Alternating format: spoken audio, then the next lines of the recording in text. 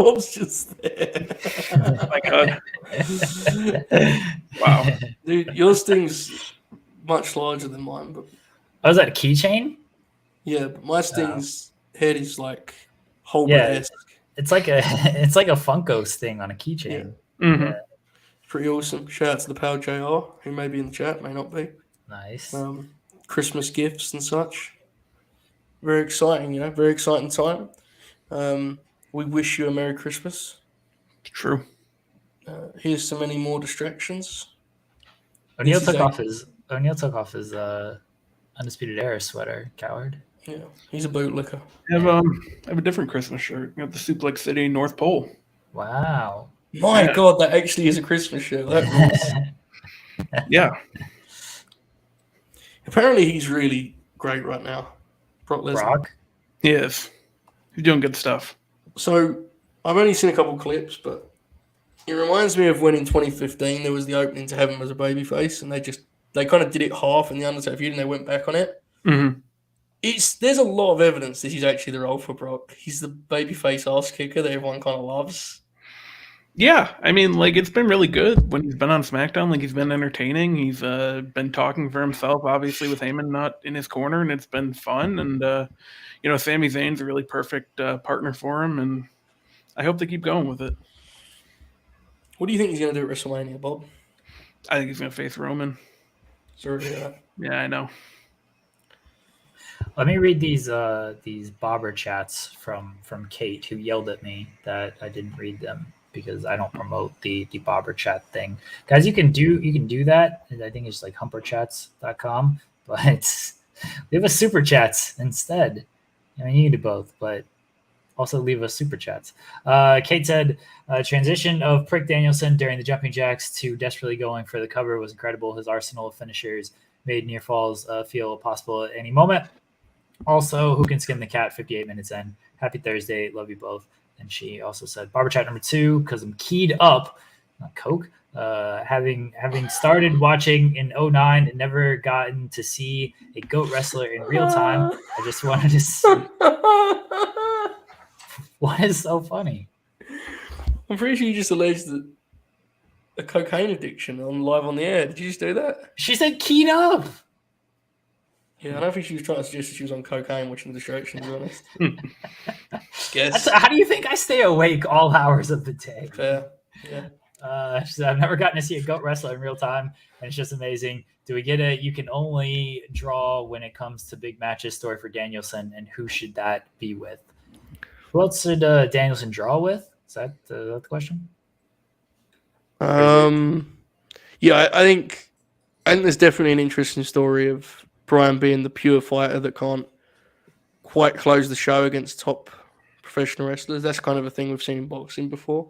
Yeah. Mm-hmm. So it kind of pops me. Who else can do a 60-minute? I mean, I wouldn't have said Hangman before, so it feels like very hard to predict. I'm intrigued by him doing it at a time where it makes like almost no sense and no one expects it. Like him and Garcia just being booked for a match, and then suddenly the match keeps going and going. Mm. And people would definitely roll their eyes out because also, if it wasn't a title match, I don't think it would have a 60-minute time limit. So yeah, I think it'd be 30. You could do that like on a Rampage though. Like if you just book Danielson Garcia on Rampage, everyone would just expect Danielson to win. What if you just give him? You remember when FTR did the thing about the tag rope? Yeah. Mm-hmm. I would be intrigued by Danielson like getting it into his match contracts that there's no time limit. Then you could get really weird with it, Like you did one Rampage where he beats Garcia at 55 minutes, just kicks the shit out of him. Like stuff like that's kind of intriguing to me. There's different stuff you can do. Believe it or not, folks, storytelling is not isolated exclusively to soap opera bullshit. It can actually just be great stories told within the confines of a professional wrestling ring. I know folks like Bob don't understand that, but they'll figure it out one day. And, there's a lot you can do. Joe, what did you think of the Malakai Black law? I mean, I thought it was actually quite neat, but also one of the funniest things I've ever seen in my life. Malakai is pretty good at that stuff, I think. It's not really my thing, but he seems to be pretty good at it. So Brody King's great, So I'm happy for Brody King, but here's what it is. Definitely not my thing, but he's committed to it and he loves doing it. So bless him. I kind of feel like we had a lot of fun with the Fiend stuff. That was The neither of Fiend. us, but Yeah. but like you gotta give some credit to Bray for just how committed the man was to get that shit over. Mm. Yeah, and the beauty of Malakai is he's a really good professional wrestler, so I don't have to. I can let people enjoy the lore, Yeah, and then enjoy the match. Whereas with certain other guys that do lore, match was a little bit harder to enjoy without said lore. So very fair. that's where I'm at. But enough about Alexa Bliss. No, I'm just kidding, everyone. Do we have I'm to do just that kidding. with? Do we have to do that with O'Neal? Do we need to like spit black blood in his face to make him a king?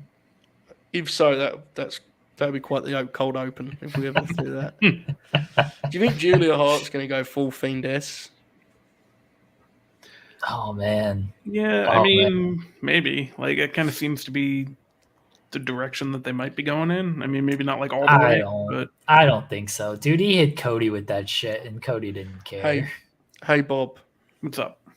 I'll give you two options. Ready? Yeah. Option A: you get hit in the face by Malakai Black's mist in front of everyone, and you scream and get very scared. And then you become basically like a servant to Malakai Black and Brody King. You just follow them around everywhere. And like you have like paint from when you got mist in the face. Mm-hmm. Or you could hang around with Brian Pillman Jr. Yeah, I'm going to go there. Yeah, me too. Yeah. When Griff got mad at Brian Pillman Jr., I like pumped my fist. You tell him. You tell that buffoon. He seems harmless enough. He's just, But what did you tweet about Kayla Braxton yesterday? Oh no. It's another one people were very happy about. Oh no. What I say? I said that she seems nice, but she doesn't seem to have much going on upstairs, which, I mean, listen. That's nice of you to say. Well, did you see what she said? No, I don't pay attention to this stuff. So she was at like the airport or whatever, the restaurant or bar, and she got like a piece of glass in her throat from what she was drinking, and she's like, "Oh, anyone have any ideas about like how to get glass out of your throat?" And it's like, yeah, go find like a doctor, right? Go find a doctor. And then she's like, "Oh, I am obviously not in a position to go find a doctor right now, so I was looking for other answers." I'm like, what do you want, man? Come on. Wow, that was funny immediately and then got funnier somehow. Yeah. It is what it is. Yeah. Twitter's interesting, but there's a lot of Twitter controversies that I can honestly say I just don't need to know. But the ones I will miss as I try to abstain are ones like that are just funny and harmless, Because Kayla Braxton is like a good person, and it's not like I'm going to think less of her, but it is objectively funny that for that hour, Twitter probably just became people quote tweeting Kayla Braxton being like, you have glass in your throat. You probably go, something like that is funny to me, that's all. Yeah, exactly. You get what you get, I suppose. Mm-hmm. So, folks, Sting. Wow. And when the lights went out and the people thought it was Mark and Jay Briscoe, famed lights out men, the Briscoes, it was Sting. It always should have been Sting. I mean, I was still disappointed it wasn't Fiend Bray Wyatt, but you mentioned, wow, tremendous. Let's get all three Stings at once. There we go. There you go. That's Sting, folks. Sting, get yours closer, O'Neal. Come on. Imagine listening to this show. I want everyone to know that I was going to do this. But Jeremy, can you go to the view where it's like just our heads? You know the one we have on the distraction? Yeah. Yeah. I was kicking around earlier, folks, doing the show like this. I'm just talking through like that. I'm going to do it one time. I'm not sure what my excuse will be, but yeah, this is good. This looks like a movie poster, Yeah. I don't like it. It's so. It feels very awkward. Invasive. Yeah. Okay, go back to that one. I'm sorry. Oh. There we go. This is the best one. I like this one because it looks like a TV and we're like the buttons on the side. That's what wait, hold on. So we gotta watch it like that. Oh yeah, there you go. I've got to be here doing my thing. You guys are watching on in the back. Do a political speech. Do a monologue on vaccinations. Hold on. I turn more to the side here. There you go. Is that good? Hey, Bob, about that booster shot, huh? Yeah, everyone should go get one. Things are getting bad again. Sorry to hear that. Wait, there's a pandemic? Yeah. Oh, shit. Dude, all the sports leagues need to shut down and shit. Like every minute, it's like, oh, somebody new's in COVID protocol. It's like, how about you just like stop? Yeah.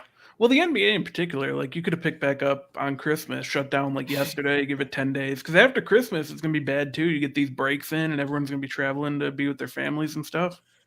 Why don't we just stop everything?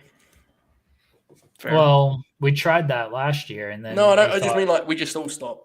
Let's just stop doing this. Let's stop going anywhere. Like at this point, I would much rather that than having to agree with Bob on this stuff when he's correct. They should just shut down. Like, why don't we just stop it forever? They just say, you know what? Let's not even bring it back.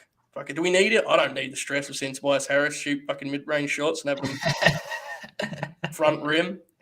Just get rid of it. That's what I say. Just get rid of all of it. Wrestling included. We'll do this show remote as we do, and we'll just talk about other stuff, right? Mm-hmm. Sounds good. Bob, we'll talk about Bob instead. Bob? Have you seen Halloween Kills? I have not. I think it's off Peacock now. So. Oh my you piece of shit! Waited Bob. too long. I'm going to see Spider-Man tonight, so I'm excited for that. I've not seen it. Why have you told people that they're gonna fill the chat with spoilers? Yeah, don't talk about Spider-Man in the chat if you've seen it. Should never have let them know that. Now you're vulnerable. I don't think there's any mods here. I mean, I can do it, but I don't want to. Yeah, it's fine. Jason's right, Bob. You should talk about cancel culture. We should cancel culture. What if we cancelled that cancelling of the cancel culture? There we go. What if I cancel your canceling of the canceling culture? The Lakers now have 5 COVID protocols, including Westbrook, Dwight Howard, and a bunch of other people. They signed Isaiah Thomas, too. They did. It's crazy. They did? Yeah. Fucking God bless, man. Didn't he play there like 4 years ago? Mm-hmm. He the did, end of the season? Yeah. God bless him. He's kind of... I feel bad for him, but it happens, right? He still made decent money in his life. It's not like he's... You feel bad? I assume he's doing okay. Yeah. No, it wasn't a short J, actually, Bob. You make a lot of those. It's true. He seems like a good guy, I think. Yeah, right? He does. He's also short. He is. I mean, he was done dirty by Boston, so... Yeah. Everyone's done dirty by Boston. True. Hey, Bob. What's up? Thoughts on the political climate in Boston? I've never been to Boston, so seems bad. Sorry to hear that. Yeah. El Hijo del Kinky says, Winter's Coming was out of body Just experience. called that man kinky, bro. That's crazy. Isn't that what it is? Kinky? Yeah, but that's different. What you said then is different to what you said the first time.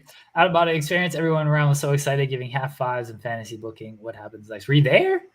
Is that I would guess that was a common result that was there. Yes, that'd be my assumption.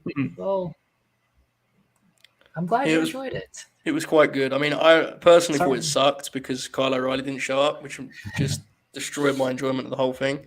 I actually was heard saying as I walked out of my house, I said, granted, we got a look at the greatest wrestler ever wrestling a 60-minute match, but at the end of the day, I didn't get Kyle O'Reilly playing air guitar, so what good was it, you know? And, you know, I was with a whole collection of people. We all got together to watch it, and we were holding, like, there was 40 of us, and we were holding, like, the Fiend mask up high, like a massive version of it, and we were like, Fleet fucked forever. We did not get Wyndham. And then, I mean, they failed to. Sounds like you had a good time, Kinky.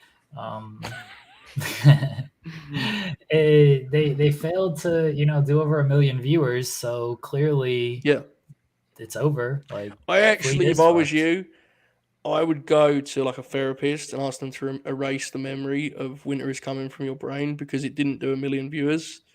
And the demo actually dropped. So, frankly, the fact that you have any positive memory of this event is embarrassing. And you should be ashamed of yourself. I mean, last year did over 1 million, right? True. Sure. Just embarrassing, man. Like, imagine enjoying a wrestling show and not waiting to see the rating first.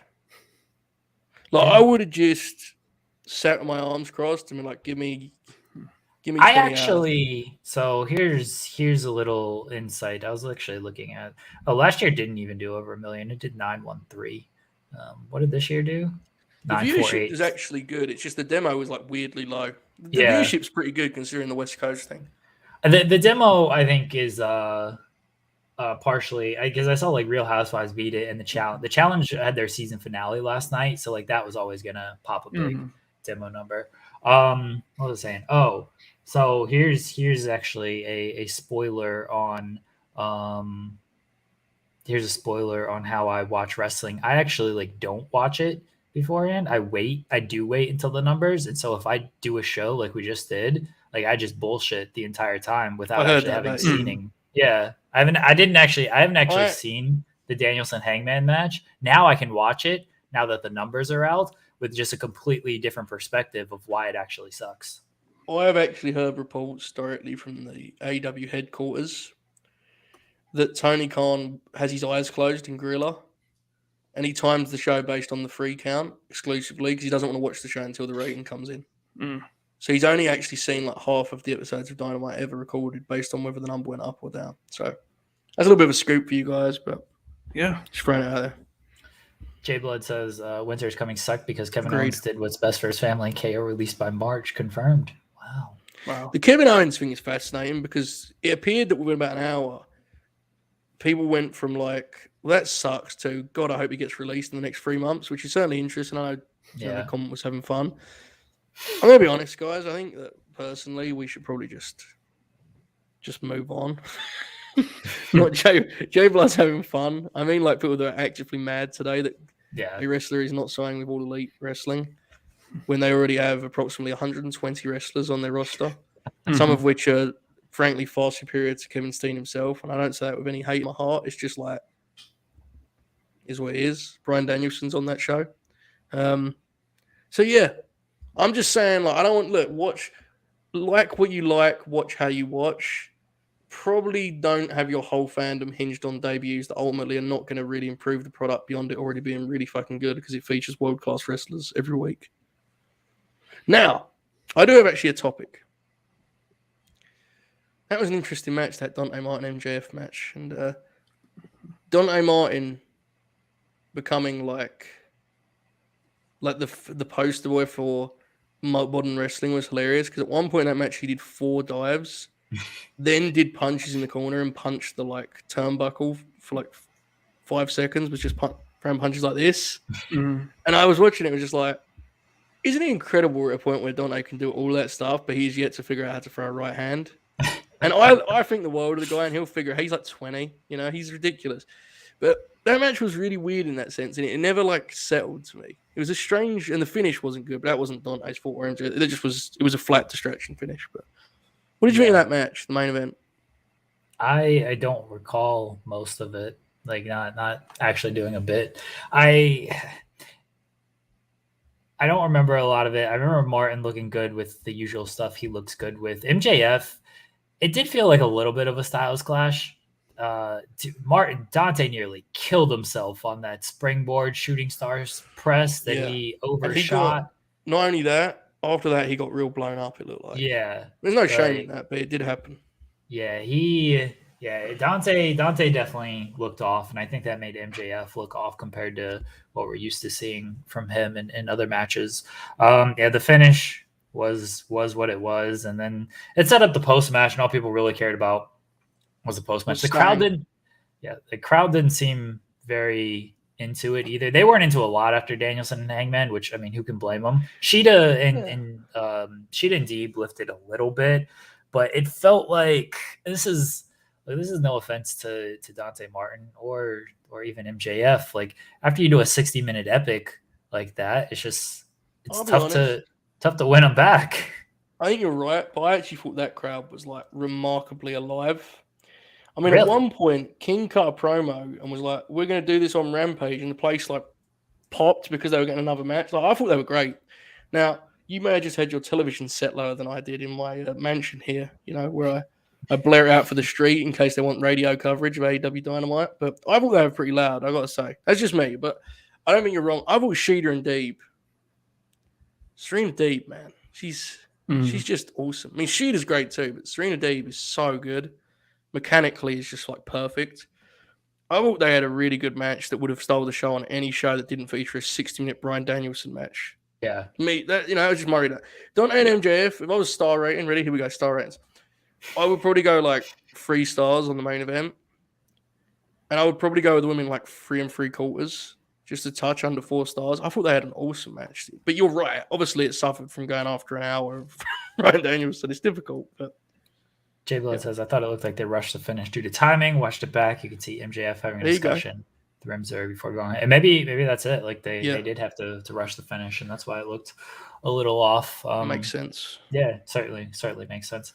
Yeah, I after Danielson and Hangman, it's not that I was checked out of the show because I was definitely into Sheeta and Deeb because I think the world of Serena Deeb, and I really enjoyed that match. But like, I didn't even with Dante and MJF, like I wasn't like super excited for the bout when it was announced. Like MJF is good. I like Dante Martin, but it didn't strike like I kind of figured the finish would be what it was going to be. I didn't think they were going to give Dante this win because he ain't beaten MJF during this Punk feud. So I was kind of out of it. And then they didn't do a whole lot to make me be like, oh yeah, I'm super into this match. No, that's fair. Sound a little bit like bootlicker, but that's okay. Yeah.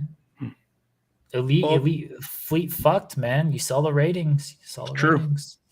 That's how I can give this opinion now. Like if they was over 1 million, I'd have been like, it was the greatest match of all time. There are elements of AEW's creative that I think have been a little bit shaky as of late.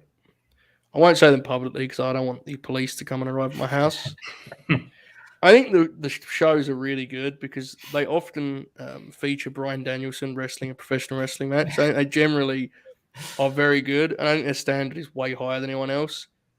There are some little things creatively that I'm not going to pull the trigger on the conversation because I'm going to let it play out, genuinely let it play out because it's a weird time for them. They're crossing network with us in a couple of weeks.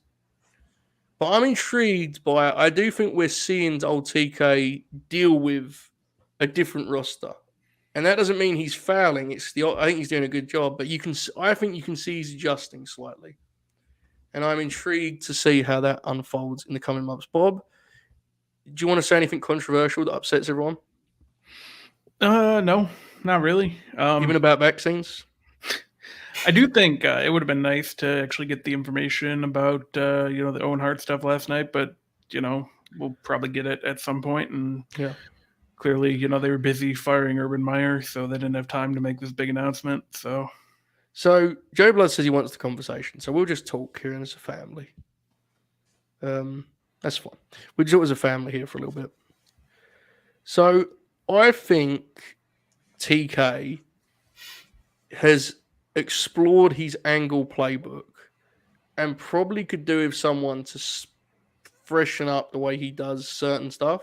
Mm-hmm. I think it has become like a borderline meme at this point when they have someone crash an interview with a brawl. And I think you can do the exact same thing in a different way. And because Tony Khan's going at 100 miles an hour, we're kind of seeing repeat angles a lot. To me personally, okay? Like, I can't tell you how much more impressive it was when they did Punk and King. And King walked in and you could hear him. You could actually hear him before he came on the camera. How much more impressive that was than when like people just like walk onto the set and like, here I am. No one saw me before this, but now the camera can see me. So can Ruby Soho. And I think that is genuinely something that's like, I think that's almost, I want to say objective, but I actually think that's a real thing. Like they need someone to freshen up the angle playbook a little bit. It's been 2 years. It happens. There are little elements of like, I think too many people this is not saying, this is me talking for myself, okay? There are certain elements that I find a little bit dizzying. And I need everyone to realize before I go any further that you need to know my favorite style of wrestling is like really minimal and bare, right? Like I always say to you guys, I loved NXT in the mid 2010s when it was like, you had like 10 guys that mattered and you kind of could follow there. There's certain stuff that I find is being featured less evenly now that there's more guys on board. And they do a really good job of keeping everyone in the picture. So you never go like 2-3 weeks without seeing someone important. But I find the connective tissue is getting a bit looser as we go. And I'm intrigued how they pull back together. I'll be honest, I really think the trios match next week is going to be incredible.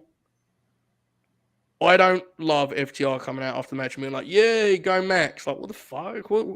He hasn't helped you guys at all. You haven't interacted at all.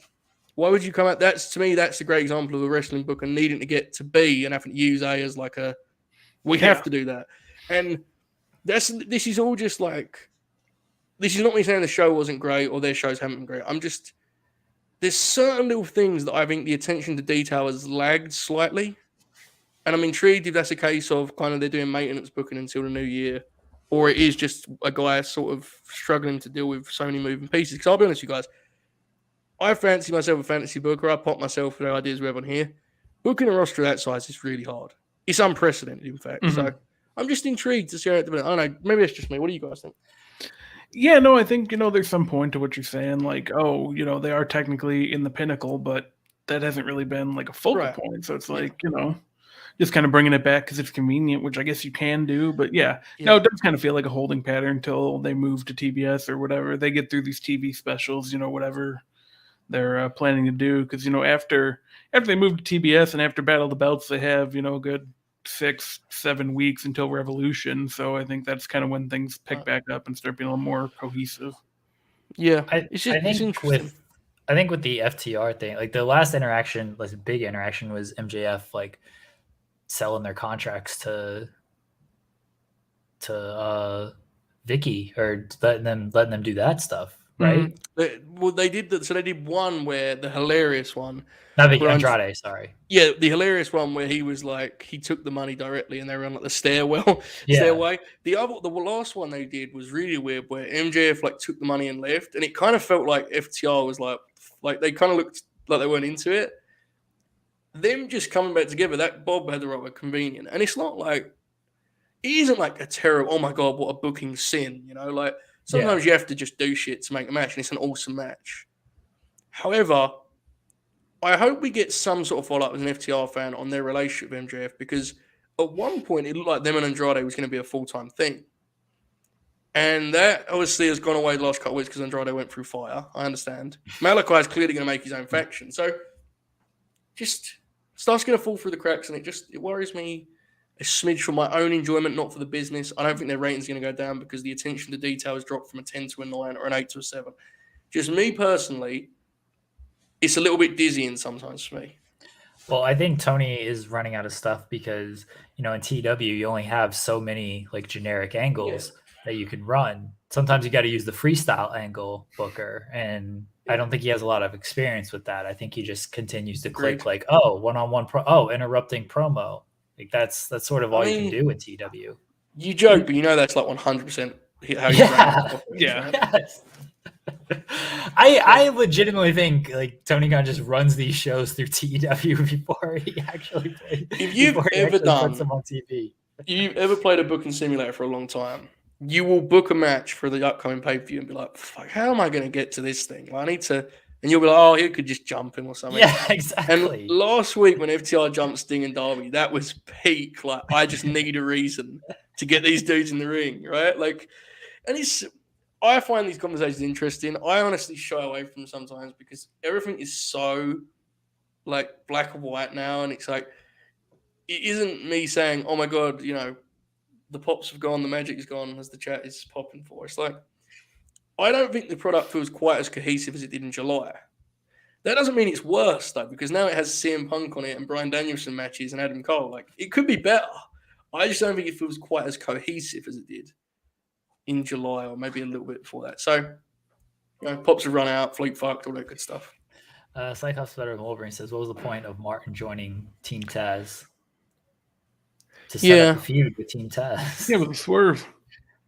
Yeah, I didn't love the way he was presented last night, but I think that's a very fair question. But I think it will work better in long term when they go back to the Taz program.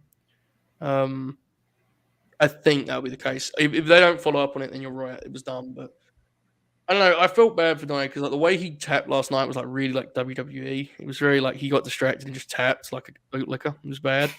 But Dante's really young, so I'll let it play out in his case. And that's another example of like they did like a good swerve. It would hit better for me if you had like a 30-second promo where Dante and Leo are like, we got them, right? And they just talk shit. Yeah.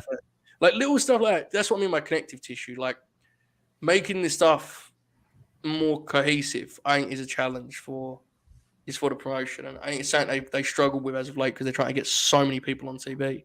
And maybe, maybe next week we'll get a Dante and Leo promo where Leo was like, you could have clued me in or something. And like Dante says, I wanted it to be sold and everything. Like they'd be like, all right, well now, I would have helped you last week had I known all this stuff and everything. Like maybe it will connect. But yeah, if it was just, all right, we just signed and nobody was clued in and we just did this swerve. It's like, you got to just like sort of done this feud and it would have been fine. You could have just done Dante eliminating Ricky in the Battle Royal and Ricky being upset by that. See, you don't need any type of like swerve turn type of thing. Dukes is spot on here, okay? These things have been on the Road 2 videos consistently since they got real meat to them. There was a great one that Shoot and I popped for where Eddie Kingston talks about like rallying the promotion against the Elite, and Shoot and I was fantasy booking and nothing came of it because of course. So in that case, it was right to be on the Road 2 because clearly nothing. So like, that's a great example of where I think personally, TK sometimes as a booker, because he knows what he's portraying, he forgets that you have to do the work in the middle for the audience, And my perspective is slightly different now than when I watched 6 months ago. Because 6 months ago, I watched all the products, so I knew it was good. Now that I watch it with my dad, and he doesn't, obviously he's not watching the Road 2, right? I do see how that sloppiness matters. Now, here's the beauty of that. My dad's old, so he doesn't count in the demo, so fuck him. But no, it's true. Like, I do know it's like he kind of gets, like, he really enjoys the show, but stuff like that, there's no kind of like follow up. He just kind of forgets it happened because they don't like tell him it. They don't explain it, in great detail. They just kind of do it and assume you'll watch the other stuff or you'll realize yourself. So, yeah. J Blood says, letting moments breathe, fall out, follow up the format, feeling like events are being captured on camera as opposed to stage segments. All need focus. Now that sentence there, sorry, Drew, pull that back up because there was a great part there. The format feeling like events are being captured on camera as opposed to stage segments is the biggest thing that AEW has to thrive to do better because WWE does such a bad job of that. You want it to be like, this is our block of TV time and we have scheduled an interview. And anything that happens here is like stuff that was not in our format. Notice, I'm going to use an example again because it's two Masters of the Craft. When King interrupted Punk, there's a great detail in there. Punk looks at Shivani and say, what the fuck, what's he doing? And Shivani goes, we're out of time. And what that does is, for you and I, and Jarrett and Bob and the chat and everyone that watches wrestling every week, it's just another angle. For the person that's watching the show with a more naive eye, that tells them that this was booked as CM Punk's interview time, and Eddie Kingston took away that time. Rather than Eddie walking in sideways, looking at the camera like this, going, hey, CM Punk, why are you being mean about me over here? No, it wasn't that. I could hear Eddie Kingston. He walked onto the set. He broke the full four, whatever you want to describe it. Yeah. You can't do that every time because if you do it takes away from the time you do it. But there has to be a middle ground between that and some of the ones we get on the woman's side. I mean, the one the other week when Ruby was talking and Bunny and Penelope came in from either side of her. It's not a big deal. It doesn't actually really matter at all in the grand scheme of things. But from my personal taste, I do think they can do a better job with that. And I think it's something they need to. Again, I don't need to. It's something they should try to work on in 2022. I think freshen out the angle playbook and doing stuff differently rather than, we need a reason to do this Ty Conti match on Friday. Why don't you come in and punch her? That's just a little thing to me. Punch her, and then it's a submission match. It popped me. Dude, when Excalibur was like the ongoing feud between Ty Conti and Penelope Ford, I guess, kind of, right? They feuded as a tag, so I guess. Yeah. Yeah, I was like, they've been feuding, but they've also been feuding for like I think all year as a tag team with Anna and with Anna and Bunny. They've run that match like 100 times. I feel like maybe they haven't run like Ty. Yeah, though they haven't run like Ty and Penelope, but I feel like I've seen some Combinations. combination of those four. Like, well, they had a feud from like when Anna Jay came back. They feuded for about 5-6 weeks, and they left it because Ty went into the title program. They'd have just come back to it immediately. So yeah. Hey Bob, what's your immediate reaction when you hear the words Ty Conti Penelope Ford submission? I'm looking forward to it. Should be a good match. Oh, look at Bob. I like when Bob's a babyface on here. It's different behind the old paywall. Ribbon Blade, we did talk about the ratings, and we've concluded that Fleet fucked. That's our take on it. True. I'm not educated enough on it to know how much the West Coast thing is mattering. It's mattering. It's mattering. Of that, yeah, that's because people that are educated say that. I think this is a natural kind of like people take their eyes off the ball a little bit because, like, you know, let's see where they're at in February when they've had some time on TBS and the pay-per-view card is taking shape. So see, I think TBS they're going back to not live on the 4.4 million. I think they're not live on the West Coast when they're on TBS. I think there will be a small dip as people get reacclimated and everything. I don't think it's going to be that big, and I think people will quickly pick back up. February is a good point of where, okay, they've had a couple weeks, they've had a month on TBS, they're a month away from the pay-per-view. Where are you at? And then can you build heading into the pay-per-view? Yeah, and that pay-per-view card should be, let's be honest, every pay-per-view card they put together should be an all-star lineup. Yeah. With this roster, the Full Gear card is a standard they can keep. You do 4 of them a year. It should be all just, you know, big-time matches. There's no reason you can't do that. I expect they will do that every time. The quality will be a variable because shit happens sometimes, right? Guys get, like, injured mid-match, something falls apart. But the actual card itself should always look great. So I think that's a good point. You know, I'll kind of circle back to the ratings more on that point. Because a lot of the stuff that I'm critiquing, I don't think has any impact on the ratings whatsoever, honestly. No, it doesn't. Like no offense to your talking points. It doesn't. Yeah. I will say though that I do think there is real evidence that Danielson's not caring about the ratings is like funny and real. And like I think Danielson is probably the most we've ever seen a major star in wrestling look at it as an art form more than a business. And that fascinates me.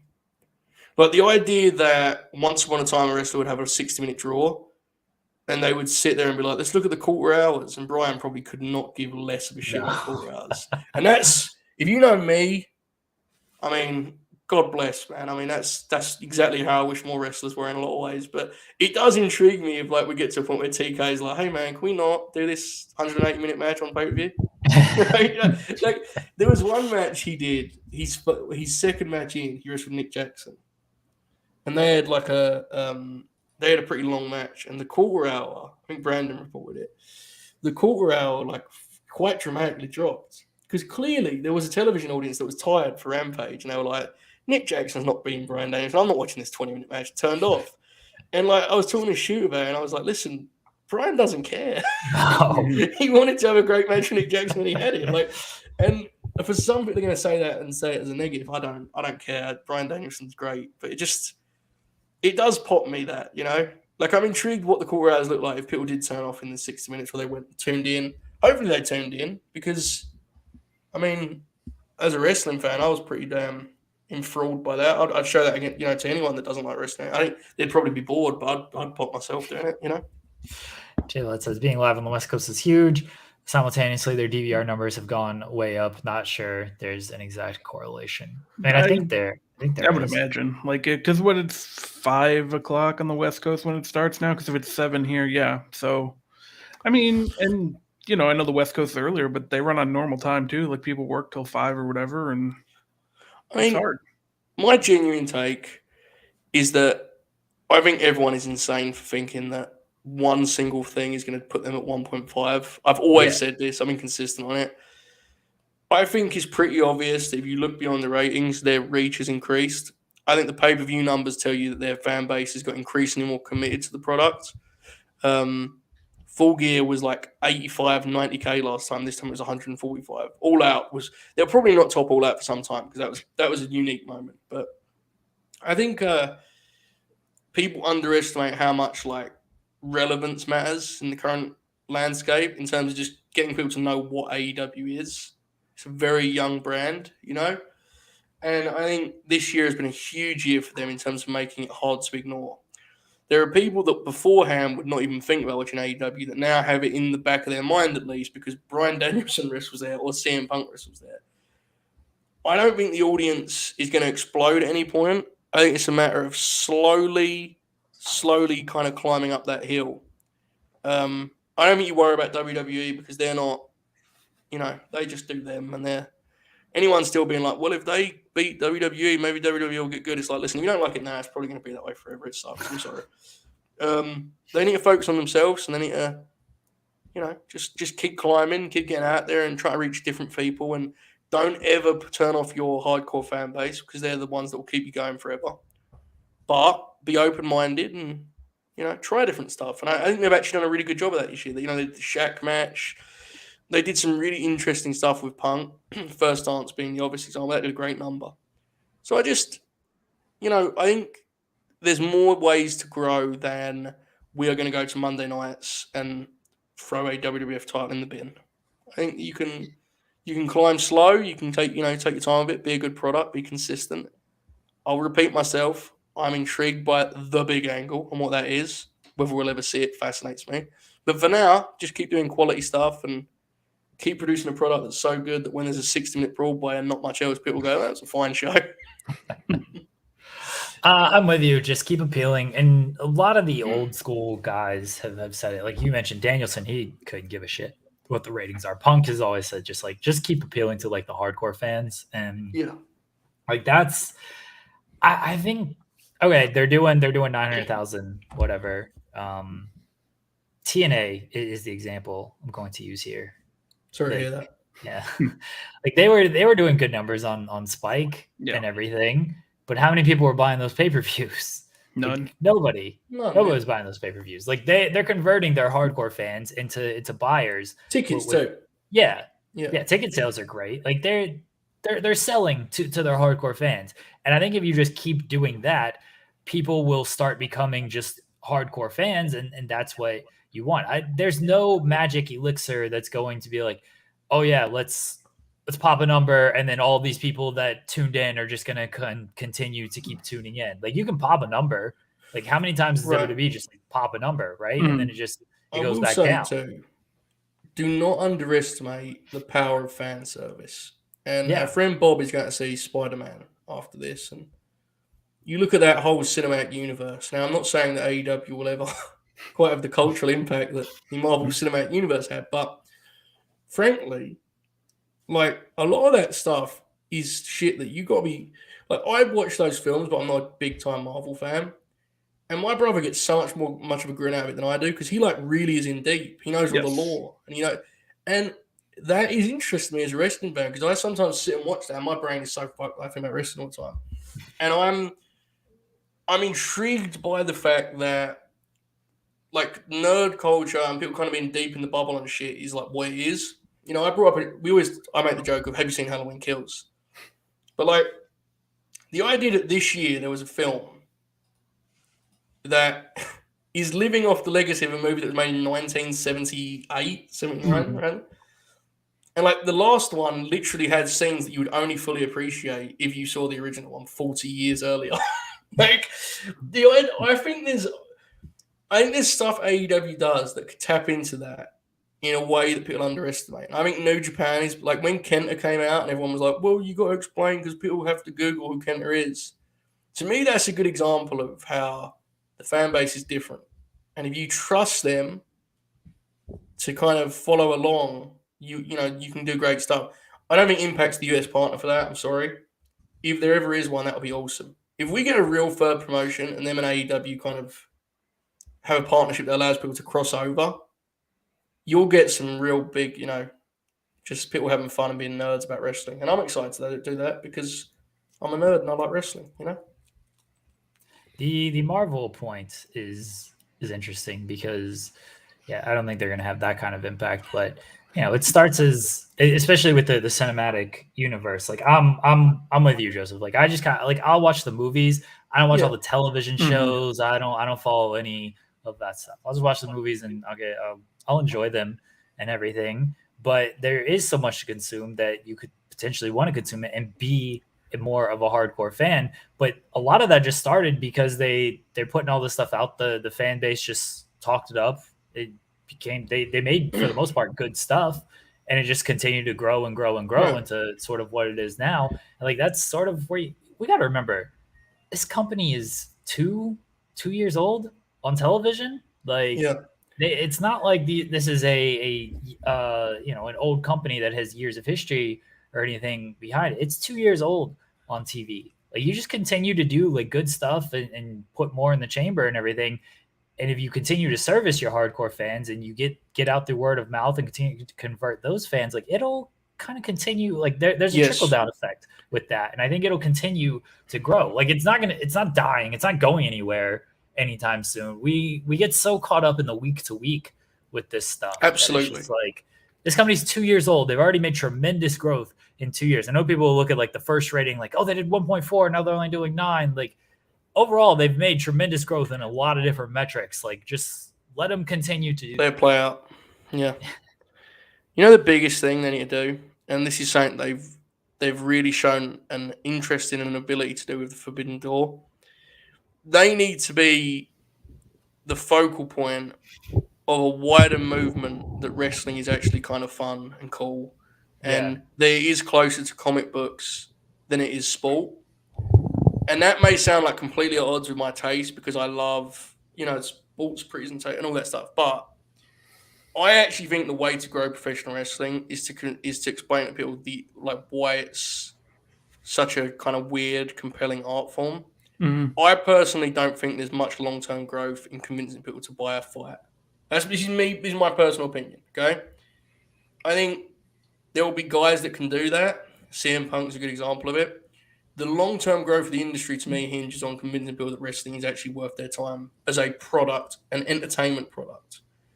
And I think AEW needs to actually embrace stuff like the really cool videos that I can't remember the account, but someone on YouTube made those wonderful Hangman Page videos about his story. If I was a wrestling fan, I'd embrace that shit. And honestly, there is a world out there of people that haven't watched. My God, that rolls the comment in the chat. There's a world of people that haven't actually watched wrestling or think of it as just like dumb, and it is dumb, no doubt.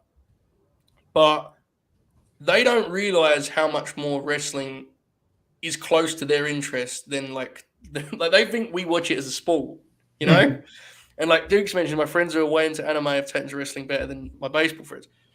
To me, when I look at someone like Kenny Omega, I could convince a sports fan that he's awesome based on his athleticism, and that will work. But there is a level of depth to his talent and his brain and all his mindset that I think would really pop someone that's into nerd culture, whether it's comic books, video games, whatever. I don't even like saying nerd culture because at this point that's just like entertainment, right? Yeah. But I'm not the person to explain this because I'm kind of I'm just a weirdo that watches wrestling. But I think that's a real thing. And I would try to embrace the folks that make this YouTube content and make like really cool explanations. Someone will inevitably make a video explaining the Bryan Danielson time limit draw. And like, I don't know, man. I think there's really something kind of magical to that shit. And try to convince people it's real, which is not what they do or anyone does this. But I'm just saying there's a way to present wrestling that no one's really fully tried yet, I think. I think that like WWE almost wants to do it, and then they shoot themselves in the foot with how they fuck it up. Yeah, like I taking away Twitches and you said nerd culture. I'm gonna use the term as well. Really just pop culture. Like it's pop culture, right? Yeah. Like not feeding into that more when they have so much crossover on that stuff. Like they have so much crossover, and they don't try to feed into that at all. Like they actually pull back from it with the way, because you see how like a lot of the AEW guys, like they're doing different game stuff, they're doing comic conventions and all this stuff, and like they try to get a foothold there, and they're at the level that they're at, especially compared to WWE. Like I actually think WWE can do that and appeal more to that audience. But one, I don't think they push it as hard as they could and they should. And two, they just don't do it very well anyway. And then as far as like on screen, with what you see on screen and on the television, you can push it more of explaining that to fans. But I'm talking strictly of like off the screen stuff with you have your wrestlers and the way you as a company push your product. Yeah, and I mentioned the Forbidden Door there, and I went off on a different tangent. But the reason I brought that up is a New Japan wrestler showing up on AEW TV is the closest wrestling gets to when characters cross series and films in the Marvel Universe. Do you see what I'm saying? Mm-hmm. Yeah. So, like, recently in one of the TV shows, I haven't watched it too close. My brother popped because someone crossed from one thing to another on one of the Marvel TV shows recently. And wrestling can really do stuff like that, Like if Okada came out next week, the place would pop huge because it's the idea that you're seeing this one world that you love, elements of it are mixing, and how exciting that is and how fun it is. And I think there's a world in which AEW embracing the landscape around it can really maximize that. Now, again, unfortunately, I don't think Impact is the US partner to do that. I don't think their stuff will ever feel grand enough and big enough. They'll be like, holy shit, this guy's in this. I don't know that'll ever happen. I'm sorry, I don't. New Japan is, though. And for all the flaws that product apparently has got over the last year or whatever, they still feel like big-time stars, the top New Japan guys. And that's one of the biggest strengths they have over WWE. The idea that they can be a part of a bigger wrestling world rather than being their own little insulated kind of entertainment fairground. It's exciting. WWE could do that within their own little entertainment. Of course, fairground. But they're lost cause. Yeah, we know that, and I actually agree with you. And this is what I kind of was getting at yesterday: is like WWE, their actual step to being better isn't doing wrestling better. It's actually trying to do good entertainment. Yeah. Actually tell good stories. And maybe you can more boldly say sports entertainment. Like, their stories suck. That's the main problem. They're probably never going to give me something like last night where it's a 6-minute Broadway because they don't really want me that much. But tell stories that can tap into that fan I was just talking about. Their stories are cookie-cutter wrestling garbage. Truly the best thing about WWE's product is the in-ring anyway because it's good wrestlers. Yeah. The actual stories themselves suck, and that's the thing they need to work on. And AEW is a different product. I honestly believe, and I've got anecdotal evidence of it, AEW is the best product I've experienced in my lifetime in terms of I'm actually comfortable having it on around normal human beings and civilians that do not watch professional wrestling. Yeah. Bro, let me tell you, if I had told my dad 2 years ago that he'd be watching professional wrestling every week, I don't think he'd have made it this far. He despised professional wrestling. And he watched a 60-minute match tonight.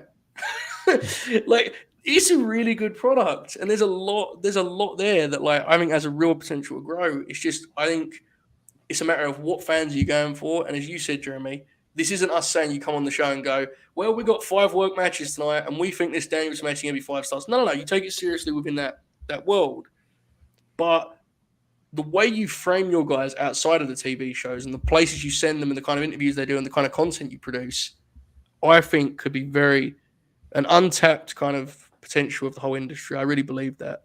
I've said to you before as an example, Jeremy, that a real documentary on Bryan Danielson in which he's covered more as an actor or artist rather than an athlete, I think is really interesting. The series, the thing you did with Gresh was a great example. Yeah. Imagine a big time production for Bryan Danielson sitting there and being explaining his thought process, And I just think there's a whole world of things that no one's even touched yet.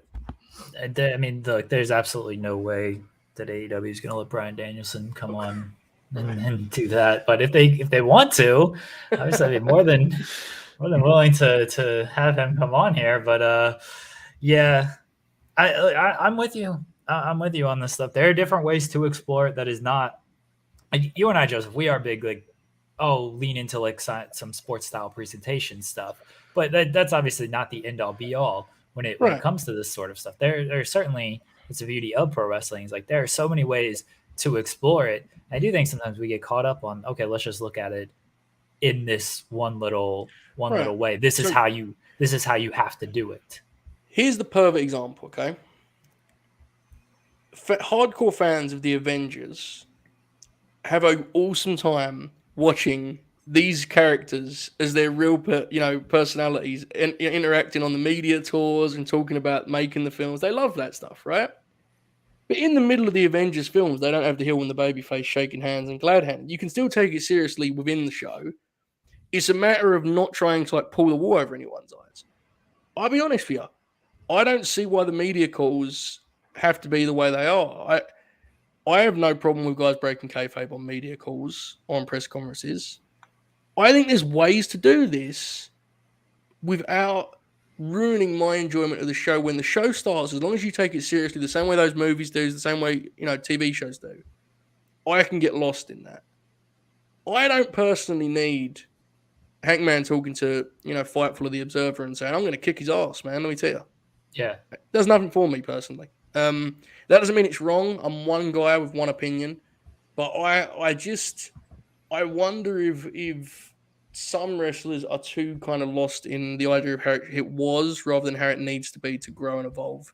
But that's another conversation for another day, I guess. There you go. Yeah, I gotta wrap up. I got things to do. O'Neill, do you want to plug anything again? You've said about 2 words this whole show. Yeah, you want to follow me on Twitter at RobertO'Neill31. Join us tomorrow evening on the Late Night Grin, latenightgrin.com, and go see Spider-Man.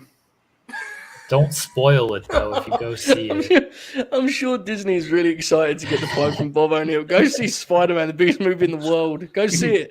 That's gonna be on their big poster. It's gonna say, "Go see Spider-Man." Robert O'Neill. Yeah. And in a month, he'll tweet that he thought it sucked, and it'll be like a big swerve. Anyway, latenightgreen.com. Become a patron. Make Bob. Are you guys doing anything tonight? I know we are not. No, because Bob is at the cinema like a coward. So okay, sure.